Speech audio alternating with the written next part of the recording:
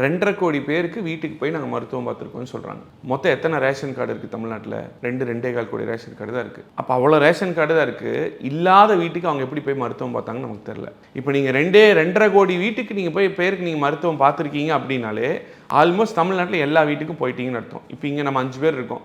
நம்ம வீட்டில் எந்த வீட்டுக்கு மக்களை தேடி மருத்துவம்லேருந்து வந்தாங்கன்னா யார் வீட்டுக்கும் வரல. இதுதான் உண்மை. வந்திருந்தா யாராவது சொல்லுங்கள். அப்போ என்ன பண்ணுறாங்க? இப்போ இதுக்கு முன்னாடி அம்மா மினி கிளினிக்னு இப்போ எடப்பாடியார் என்ன ஆரம்பிச்சிருந்தாரு.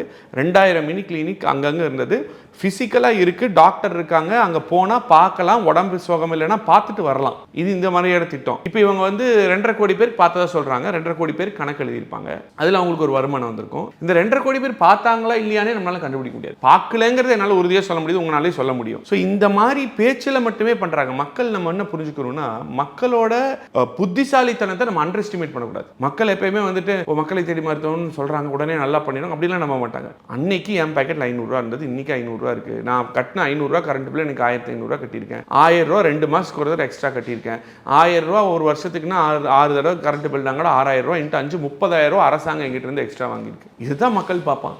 எனக்கு வீட்டு வரி டபுள் ஆயிருக்கு, ட்ரிபிள் ஆயிருக்கு, வீடு கட்டணும்னா அப்ரூவல் அதிகமாயிருக்கு, தண்ணி வரி அதிகம், குப்பைக்கு வரி போட்டிருக்காங்க. தொடர்ந்து இந்த மாதிரி பண்ணிட்டே இருக்கும்போது பால் விலை எல்லாத்தையுமே ஏற்றிருக்கீங்க. அப்போ மக்களோட பிரச்சனை என்னங்கிறத மக்கள் பார்ப்பாங்க.